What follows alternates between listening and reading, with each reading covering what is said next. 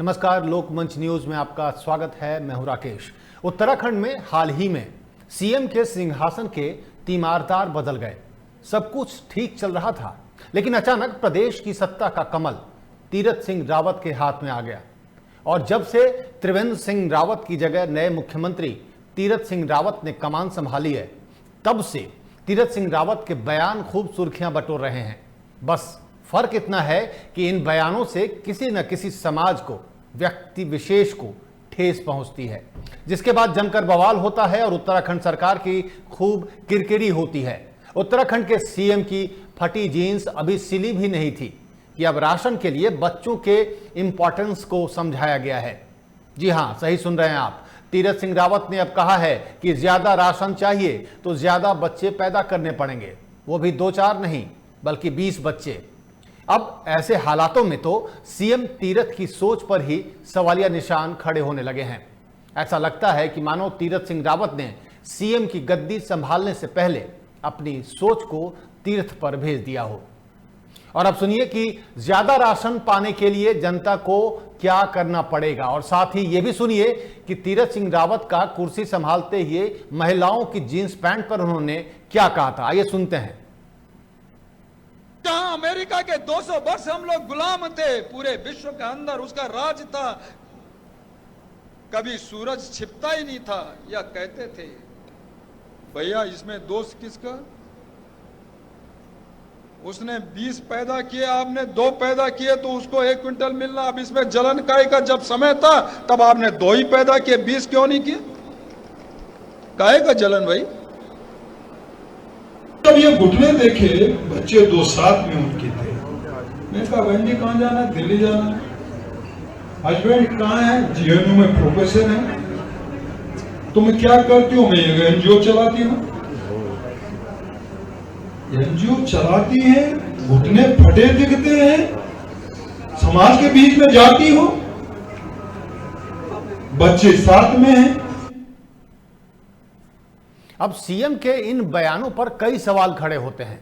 क्या सीएम जानबूझकर ऐसा बयान देते हैं ताकि वो सुर्खियों में बने रहें, या फिर विवाद खड़ा करना ही उनका मकसद होता है ताकि जो मुख्य मुद्दे हैं उन पर से जनता का ध्यान भटका रहे और वो इन्हीं चीजों में उलझी रहे पूरी जनता? क्या है असलियत, ये जानने के लिए हम बात करते हैं। हमारे साथ जितेंद्र मलिक जुड़ गए हैं, संयुक्त सचिव हैं प्रदेश के। संजीव सैनी जिला भाकियू के महासचिव हैं, और चौधरी राजेंद्र सिंह भी हमारे साथ जुड़ रहे हैं। लेकिन सबसे पहले जो सवाल है जितेंद्र जी, जो सीएम का बयान है, चाहे वो फटी जीन्स को लेकर हो या राशन के लिए बच्चों की बात हो, ये इस तरीके का जो बयान है इसको किस तरीके से आप लेते हैं? पहले तो आपका बहुत बहुत धन्यवाद, आपने हमें आमंत्रित किया। दूसरी बात ये है कि पहले वाले जो मुख्यमंत्री थे वो बोलते नहीं थे, ये बोलते हैं तो पूरा गलत बोलते हैं। इन्होंने जिस तरह का स्टेटमेंट दिया है वो एक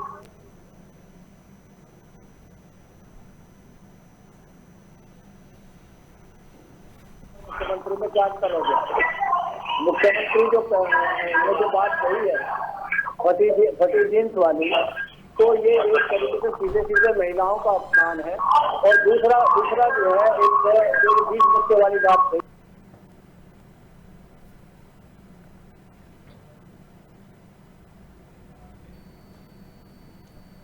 तो संजीव जी का कहना है कि ये एक,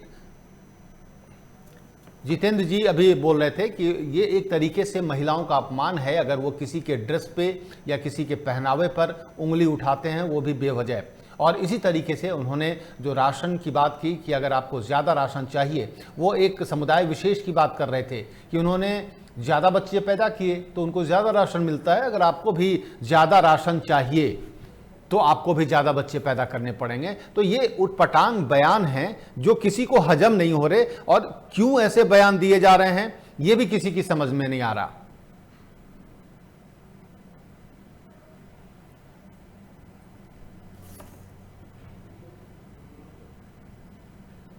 तो इस सीएम तीरथ सिंह रावत के विवादित बयान बिल्कुल सुर्खियों में हैं।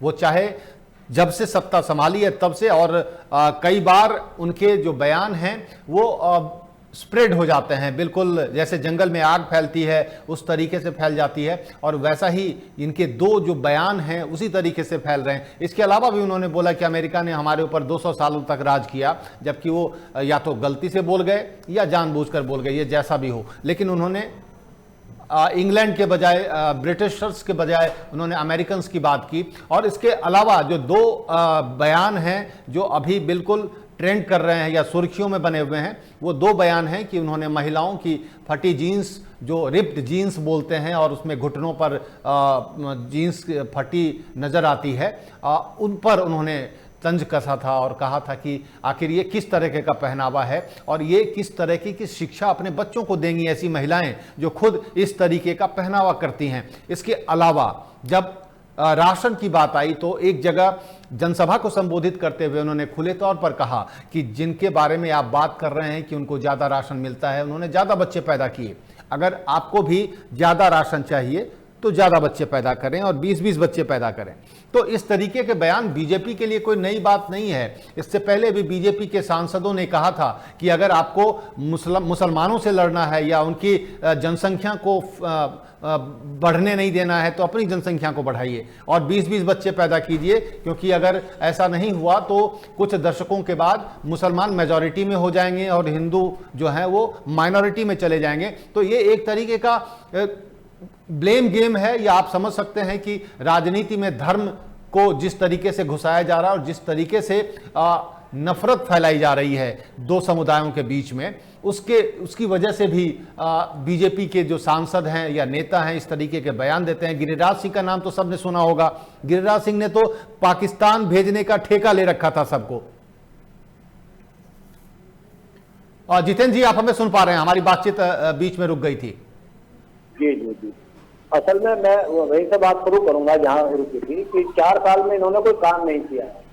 4 साल में काम ना करने की वजह से इन्हें मुख्यमंत्री हटाना पड़ा, नया मुख्यमंत्री लाना पड़ा और इनको उसी तरह की बयानबाजी करनी है ताकि धर्म के आधार पर ध्रुवीकरण हो, इनको फायदे मिले, संस्कृति की बात हो, इस तरह की बात करके ये सोची समझी रणनीति के तहत मेरे विचार से बयान दे रहे हैं। इनको जो गेम खेलना है उस तरीके से बयान दे रहे हैं। इतने घटिया मानसिकता के बयान और एक मुख्यमंत्री देगा क्यों? भाई फटी जीन्स का मतलब, उसके बाद 20 बच्चों वाला बयान, इनके पास बताने को विकास के नाम पे कुछ नहीं है, विकास के नाम पर बताने को कुछ नहीं है, तो इसलिए ये इस तरह की बयानबाजी कर रहे हैं। संजीव जी, जितेंद्र जी बोल रहे हैं कि ये सिर्फ राजनीति का मसला है, ये ध्रुवीकरण का मामला है। अगर वो धर्म से जोड़ते हैं राजनीति को या इस तरीके का बयान देते हैं कि राशन चाहिए तो आपको उन्हीं लोगों की तरह, उसी समुदाय की तरह 20-20 बच्चे पैदा करने चाहिए, तो क्या आपको लगता है ये सिर्फ ध्रुवीकरण का मामला है, सिर्फ सुर्खियां बटोरने का मामला है या कुछ और है? जी, ये मेरे से क्या नाम है सवाल राकेश जी?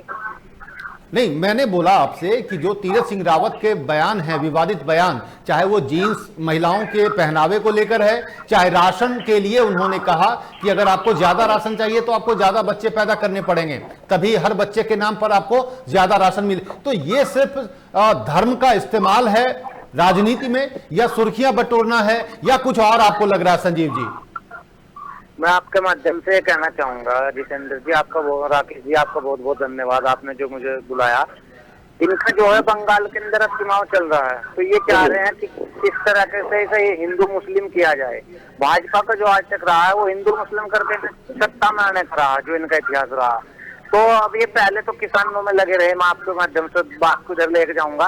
पहले ये किसानों में उलझा कर रखा है, फिर वहां इन्होंने, अब इसी मुद्दे पर आऊंगा। पहले महिलाओं के बारे में इन्होंने जिन्स का कहा, अरे आपके पास ठेका थोड़ा ही, आप थोड़ा ही सर्टिफिकेट थोड़ा ही दोगे, आप देशभक्ति का कौन क्या कहेगा क्या नहीं करेगा। ये देश आजाद है, संविधान के मुताबिक हर आदमी को अपनी बात रखने का, रहन सहन का तौर तरीका है। जिसको जो पहना पैरो, आप उसको क्यों कर रहे हो? आप 20 बच्चों वाला कह रहे हो। अब प्रधानमंत्री जी कहते हैं बेटी पढ़ाओ बेटी बचाओ, तो ये उसी तरीके से महिलाओं का सीधा सीधा अपमान है। तो आप अगर किसी के यहाँ 20 बच्चे हैं तो उसका अपमान क्यों कर रहे हो महिलाओं का? बिल्कुल, सरासर इन्हें जो पहले वाले मुख्यमंत्री थे वो सांसद लोगों को ये नहीं पता था देश के अंदर कि उत्तराखंड एक राज्य है, वहाँ भी कोई मुख्यमंत्री है, बिल्कुल चुपचाप थे। अब ये जिस दिन रहे उस दिन सुर्खियां बटोरना चाह रहे, विवादों में ना कुछ अनाप शनाप बयान देंगे, ये लोगों को दिखाएंगे कि भाई मुख्यमंत्री जी तो बहुत कार्य कर रहे। अरे सड़कों की हालत देखो क्या है मुख्यमंत्री जी, किसान को 4 साल से गन्ने का पेमेंट नहीं मिला, उसको ध्यान दो। मतलब जो मेन मुद्दे हैं, जो मुख्य मुद्दे हैं, जो विकास की बात है, सड़क, बिजली, पानी की बात है, उसे भटकाने के लिए ऐसा बयान दे रहे हैं, जैसा कि संजीव जी कह रहे हैं। चौधरी राजेंद्र सिंह जी, आपको क्या लगता है, क्या सीएम का ये बयान जानबूझकर ये दिया जा रहा है, जानबूझकर भटकाव पैदा करने के लिए दिया जा रहा है, लोगों को भटकाने के लिए, या कुछ और है इसके भीतर, इसके पीछे की कहानी?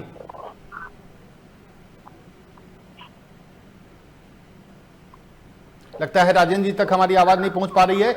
जी राजेंद्र जी, मेरा सवाल यह था कि क्या जो बयान है तीरथ सिंह जी के, और वो भी विवादित बयान, और जिसका कोई सिर पैर नहीं है, बिल्कुल उटपटांग बयान है, एक बयान जो उन्होंने महिलाओं के पहनावे को लेकर दिया, उस पर उन्होंने माफी भी मांगी, लेकिन उसके बाद फिर दूसरा बयान दे दिया कि ज्यादा राशन चाहिए तो ज्यादा बच्चे आपको पैदा करने पड़ेंगे। तो ये बयान क्या सिर्फ ध्रुवीकरण के लिए है, ये बयान सिर्फ ध्यान भटकाने के लिए है मुख्य मुद्दों से, या इसके पीछे की राजनीति कुछ और है? कोई राजनीति नहीं है, ये दोनों तीनों बयान इनकी अयोग्यता के प्रमाण पत्र हैं। इन महोदय ने एक बयान और दिया कि हिंदुस्तान पर 200 साल तक अमेरिका ने राज किया, जबकि हिंदुस्तान पर राज किया इंग्लैंड ने, ब्रिटानिया सरकार ने। ये मुझे तो ताज्जुब इस बात का है कि हाई कमान ने ये नमूने छांट के उत्तराखंड का विनाश करने के लिए क्यों भेजे? क्या भाजपा के अंदर योग्य नेताओं की कमी है? और कमी है तो सत्ता छोड़े, हम संभालने को तैयार हैं। नहीं, आपको क्या लग रहा है कि जो बचे हुए साल हैं सरकार के, क्या तीरथ सिंह के रहते वो उसका और सत्यानाश हो जाना है, या और कुछ बेहतर होना है? आपको क्या लग रहा है राजेंद्र जी? कुछ और नुकसान ही होगा, क्योंकि तीरथ सिंह रावत जी के पास करने के लिए तो कुछ बचा ही नहीं है। त्रिवेंद्र रावत अपना अंतिम बजट पास करके गए, जब बजट पास हो गया तो ये तीरथ सिंह रावत उससे अलग क्या करेंगे? क्या ये नया बजट लाएंगे? ये कौन सी नई पॉलिसी ला रहे हैं? ये तो पूरक बजट तो ला सकते हैं, पूरक बजट ला सकते हैं। नहीं, पूरक बजट तो जब रहेगा जब वो पहले वाला बजट जो है स्वीकृत ना हुआ हो, वो तो सदन में पास हो चुका। इनके पास तो करने के लिए सिर्फ उद्घाटन नहीं। तो राजेंद्र जी ये समझाइए, दर्शकों को ये समझाइए, क्या त्रिवेंद्र सिंह रावत को बचाने की ये कवायद है, या तीरथ सिंह रावत को एक्सपोज करने की ये कवायद है, अगर उनके पास करने को कुछ नहीं बचा है? दरअसल केंद्रीय नेतृत्व जो भाजपा का है वो अपने ही मामलों में इतना उलझा रहा कि उसे उत्तराखंड का ध्यान ही नहीं आया, और उसका ध्यान जब आया जब उत्तराखंड का विकास जो है वो उल्टी दिशा में चल पड़ा बहुत तेजी के साथ, और उन्होंने त्रिवेंद्र सिंह रावत को अयोग्य मानते हुए हटाया।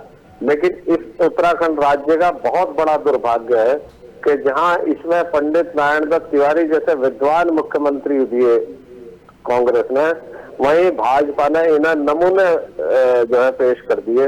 त्रिवेंद्र सिंह रावत ने 4 साल तक कोई संवाद ना अपने विधायकों से किया, ना मंत्रियों से किया, ना अपने संगठन से किया, ना जनता से किया। जितेंद्र जी से एक सवाल ले लेता हूं। जितेंद्र जी, राजेंद्र जी का साफ तौर पर कहना है कि तीरथ सिंह रावत के पास करने के लिए कुछ नहीं बचा है, क्योंकि त्रिवेंद्र सिंह रावत ने सारे काम निपटा दिए हैं, अब ये सिर्फ आएंगे, बैठेंगे और जाएंगे। आपको क्या लगता है जितेंद्र जी? देखिए, चौधरी साहब एक वरिष्ठ नेता हैं और बहुत अनुभव इन्हें राजनीति का है। ये जो कह रहे हैं बिल्कुल सही बात है। करने के लिए त्रिवेंद्र रावत ने अपना बजट पेश कर ही दिया और अगला बजट आना नहीं है, तो करने के लिए तो सरकार के पास कुछ है ही नहीं। ये सिर्फ चेहरा बचाने की कयावत थी कि किसी तरह चेहरा बच जाए, लेकिन जिस तरह की बयानबाजी हो रही है, जिस तरह के मामले हो रहे हैं, उस तरीके से चेहरा भी नहीं बचेगा। मुझे नहीं लगता कि भाजपा जो है इस तरीके से सर्वाइव कर पाएगी। मुझे नहीं लगता कि भाजपा दोबारा सत्ता में आ पाएगी। सत्ता चार लोग बुरा हाल करने वाले हैं। काम इन्होंने किया नहीं, विकास के नाम पे जीरो हैं, 5 काम इनके पास बताने को है नहीं। हमने यहाँ देहरादून में भी इनको चैलेंज किया था, मदन कौशिक जी मंत्री थे, हमने कहा था कि मदन कौशिक जी 5 काम गिनवा दें, मुख्यमंत्री जी 5 काम गिनवा दें, या कोई और मंत्री इनका 5 काम गिनवा दे विकास के, कि हमने 5 काम किए हैं। एक काम ये गिनवा नहीं पाए। मनीष जी डिबेट करने के लिए देहरादून आए तो भाग खड़े हुए, अभी भी मदन कौशिक जी ने कहा कि भाई हम तो दिल्ली जाकर डिबेट करेंगे, आज तक वो दिल्ली की डिबेट नहीं मिली। कहने का मतलब ये है कुल मिला के विकास के नाम पर मिल बटे सन्नाटा है।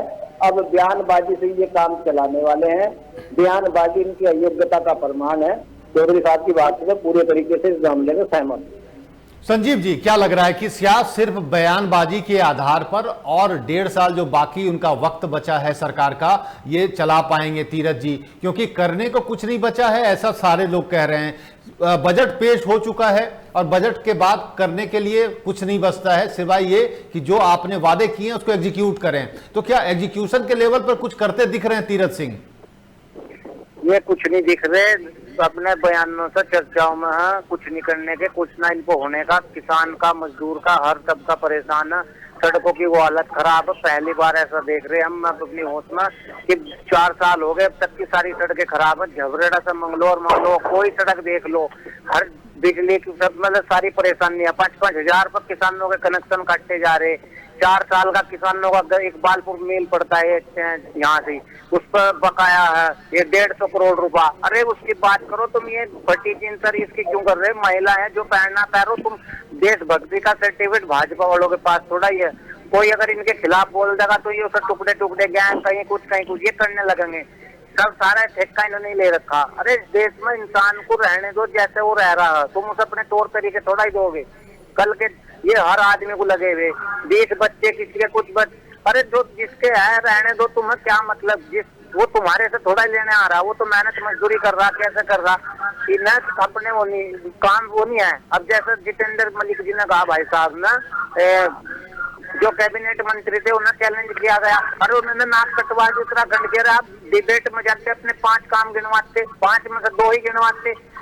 वो किसान का किसी का कोई इन पर कोई वो नहीं है। इन्होंने क्या करा, अब ये पुरानी गाड़ी थी, मान लो खराब होगी, इस पर आप नया रंग कर दोगे, वो नहीं बनने की, वो रहेगी पुरानी। तो ऐसे ही 1 साल का जो इनका टाइम है बर्बाद कर देंगे। अब ये कोई चीज ये जो तीरथ जी हमारे ये संजीव जी, लेकिन सवाल ये है कि जो काम कुछ नहीं हो रहा, काम करने के लिए भी इनके पास कुछ नहीं है, लेकिन वो इस तरीके के बयान देकर क्या चाहते हैं, उनको क्या हासिल होगा? क्या इस तरीके के विवादित बयान से उनको क्या लाभ होगा, क्या फायदा मिलेगा उनको? अरे राकेश जी, अपनी पार्टी का ही नुकसान करेंगे जो करेंगे। राकेश जी, ये किसी के लाभ के लिए नहीं आए सत्ता में। हाँ राजेंद्र जी, राजेंद्र जी, ये तो लोगों को मूर्ख बनाने के लिए सत्ता में पधारे हैं। भाजपा धर्म के नाम पे सत्ता में किसी को देने के लिए नहीं आई। इन्होंने वायदे किए 15 लाख देंगे, इन्होंने वायदा किया सस्ता तेल देंगे, इन्होंने कहा सस्ता गैस देंगे, सस्ती दाल देंगे, रोजगार देंगे। इन्होंने दिया किसी को नहीं है। ये तो लेने वाली पार्टी है, देना इनके यहाँ नहीं है। दिया है अपने औद्योगिक मित्रों को, अडानी को, अंबानी को, इन लोगों को दिया है। और मान्यवर, मैं आपके माध्यम से पूछना चाहता हूँ कि उत्तराखंड पूरे हिंदुस्तान में बेरोजगारी में प्रथम स्थान पर है। आज हमारे यहाँ 26% रेट है, हमारे यहाँ बेरोजगारी दर 26%। उसके बारे में बयान दें मुख्यमंत्री बयान दें कि उन्होंने अपने भाजपा के मैनिफेस्टो में से कितने मुद्दों को हल किया। क्या इन्होंने मूल निवास प्रमाण पत्र को किया? क्या इन्होंने पिछड़ी जातियों का आरक्षण बढ़ाया? क्या इन्होंने किसानों के गन्ने का भुगतान किया? क्या इन्होंने उचित मूल्य पर किसानों की फसलों को खरीदने की राजेंद्र जी एक बात बताइए, राजेंद्र जी एक सवाल, मान लीजिए कि इनके बयान उटपटांग ऐसे ही चलते रहते हैं, ये कुछ कुछ बोलते रहते हैं सुर्खियां बटोरने के लिए, लेकिन उसके बाद भी विकास का काम करते हैं, तो क्या आप इनको सफल सीएम बताएंगे राजेंद्र जी? नहीं, ये बताएं तो सही इन्होंने क्या विकास किया। विकास तो राकेश जी, नारायण दत्त तिवारी और हरीश रावत जी की सरकार के बाद हुआ ही नहीं है। कांग्रेस के हमारे मुख्यमंत्री रहे विजय बहुगुणा, उन्होंने भी विकास किया, लेकिन ऐसे ऐसे लोग ही आ गए जिन्हें विकास। जब कांग्रेस की सरकार ने विकास किया तो सत्ता बदल कैसे गई, बीजेपी के पास कैसे चली गई राजेंद्र जी?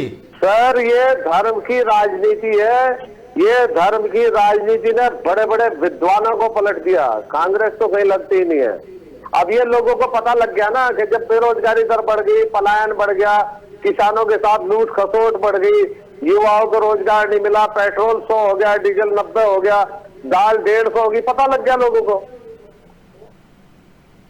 पेंशन खत्म कर दी, नई नौकरियां है नहीं। आखिर संकेत नहीं होता, एक तो सरकार का संकेत जाता है जनता में कि सरकार अच्छा काम कर रही है। चलिए ठीक है, इस सरकार का ना तो कोई संकेत जा रहा, ना कोई क्या लग रहा है दिखाई दे रहा। आने वाला चुनाव अगर इसी तरीके से मुख्यमंत्री जिस तरीके से चला रहे हैं सरकार को, आने वाले चुनाव में बीजेपी को कितनी मुश्किल आने वाली है?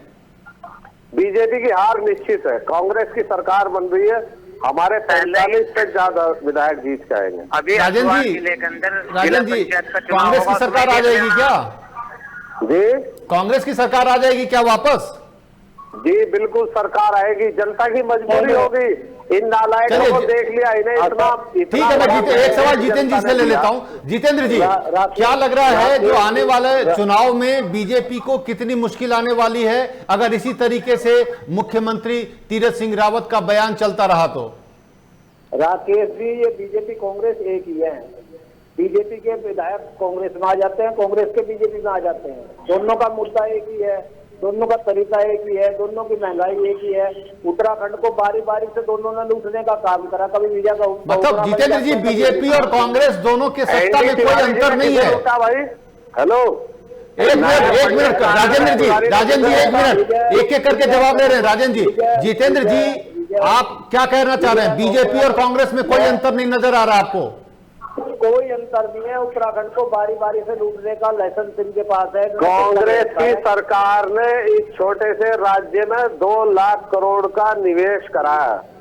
इस कांग्रेस की सरकार ने विजय बहुगुणा के टाइम कार्य। राजेंद्र जी सुन लीजिए, तभी तो जवाब दे पाएंगे। जितेंद्र जी कुछ बोल रहे हैं, सुन लीजिए फिर जवाब दे दीजिएगा। अरे कौन सा घोटाला हुआ उसकी जांच कराओ ना आप। अगर घोटाला हुआ तो उसकी जांच कराओ। मैं थोड़ा ही कराऊंगा। पहले बीजेपी की सरकार रहेगी, उसके बाद कांग्रेस आ जाएगी। तो आप मांग करो, आप बीजेपी का मांग करो कि जांच, हम तो चाहते हैं उसकी जांच में दूध का दूध और पानी का पानी हो जाए।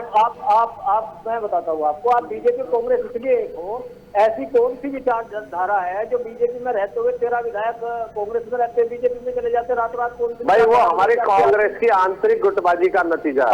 आज यहाँ मुद्दे से ना भटके, मुद्दा ये है, विचारधारा आज की डिबेट का मुद्दा ये है कि क्या मुख्यमंत्री के बयान जनहित में है या वो बयान बहादुर बन नहीं? राजेंद्र जी सुनिए, राजेंद्र जी एक सवाल मेरा भी, आप एक सवाल ले लीजिए मेरी तरफ से कि क्या बीजेपी की सरकार नहीं आएगी तो कांग्रेस की आ जाएगी? आपने बोला हाँ आ जाएगी, लेकिन जिस तरीके से जितेंद्र जी का कहना है कि बीजेपी और कांग्रेस के काम करने के तरीकों में कोई अंतर नहीं है, ऐसे में आपको कितनी उम्मीद है कांग्रेस पार्टी के लिए? मुझे पूरी उम्मीद है राकेश जी। ये जितेंद्र जी विद्वान आदमी है, बहुत प्रयास करते रहते हैं अपनी पार्टी के लिए। मैं एक बात कहना चाहूंगा, निर्वाचित सरकार का अपनी जनता के प्रति कर्तव्य होता है। सरकार का कर्तव्य होता है अपने लोगों को रोजगार देना, अपने लोगों के स्वास्थ्य देना, अपने लोगों को की भूख खत्म करना, अपने राज्य के बच्चों को शिक्षा दीक्षा की व्यवस्था करना। ये सरकार तो किसी मुद्दे पे सफल ही नहीं है। सड़कें टूटी पड़ी हैं, रोजगार है नहीं, किसान की जेब में 1 रुपया नहीं है, पहाड़ से पलायन रुक नहीं रहा है, बल्कि इस सरकार में बहुत ज्यादा पलायन बढ़ा है। ये सरकार जो है ये नीतियों के आधार पर जीत के नहीं आई, ये काम के आधार पर जीत के नहीं आई, ये धर्म के आधार पर बन के आई है। संजीव जी, राजेंद्र जी का कहना है कि किसी भी हाल में ये सरकार सफल नहीं है, हर मोर्चे पर, हर मुद्दे पर ये फेल हुई है। आपको लगता है कि इसके बाद भी कांग्रेस की कोई उम्मीद बन रही है आने वाले चुनाव में? राजेंद्र जी एक मिनट जवाब, राजेंद्र जी एक एक करके संजीव जी से जवाब ले रहा हूं। संजीव सैनी जी मेरा ये कहना था कि क्या अगर सरकार के प्रबंधन में कमी है, सरकार ठीक से चल नहीं रही है बीजेपी की, वैसी स्थिति में भी क्या कांग्रेस की वापसी होती दिख रही है?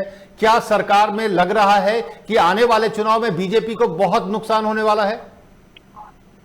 देखिए राकेश जी, किसानों ने बीजेपी को और मजदूरों ने, गरीब जनता ने देश की केंद्र में राज्य में चुनाव में इनको लेकर आए थे। और मैं आपको उत्तराखंड के बताऊंगा, उत्तराखंड में क्या आता है, यहाँ से क्षेत्र में 57 सीटें इन्हें देकर सत्ता में भेजा था, और इन्हें 4 साल के अंदर जिसके पास बहुमत हो, बहुमत के बीच में ही इतना बहुमत होने के बाद ही इन्हें मुख्यमंत्री बदलना पड़े, तो इनकी सबसे बड़ी विफलता यह है, इन पर सरकार चलानी नहीं आ रही। और जो ये वादे लेकर आए थे डबल इंजन की सरकार, वो डबल इंजन की सरकार इनकी पूरी तरह फेल हो चुकी है। अब ये क्या कर रहे, अब जनता का, उत्तराखंड की जनता का जो पैसा है, अब तीरथ जी सांसद भी हैं टिहरी से, उनके लिए सीट खाली कराएंगे। अब वो लोकसभा का एक चुनाव हो, तो ये पूरे प्रदेश की जनता को बेवकूफ बनाने का इन्होंने काम ले रखा भाजपा। चलिए चलते चलते राजन जी एक छोटा सा मतलब आपसे रिएक्शन चाहूंगा कि किस तरीके से आप ले रहे हैं तीरथ सिंह के कार्यकाल को, जो आने वाला कार्यकाल अभी बाकी भी है, जो शुरुआत हुई है वो कैसा है और आगे कैसा ये चला पाएंगे, उस पर एक छोटा सा रिएक्शन चाहिए राजन जी आपका। नहीं राकेश जी, मुख्यमंत्री के पास करने के लिए कुछ नहीं है, क्योंकि बजट पास हो चुका, नंबर 1। नंबर 2, त्रिवेंद्र सिंह रावत जी इतने गड्ढे खोद गए कि तीरथ सिंह रावत उन गड्ढों को भरेंगे या आगे कुछ निर्माण की बात करेंगे। नंबर 3, इतना कम समय रह गया कि अब ये नई नियुक्तियां नहीं कर सकते, ना रोजगार सृजन कर सकते। अभी हरिद्वार जिले में जिला पंचायत का चुनाव होना है, वो नंबर टाइम बर्बाद कर देंगे। नंबर 4, तीरथ जी, वो राकेश जी, तीरथ सिंह रावत के सामने सबसे बड़ा सवाल ये है कि वो कैसे असंतुष्टों को अपने साथ जोड़ेंगे।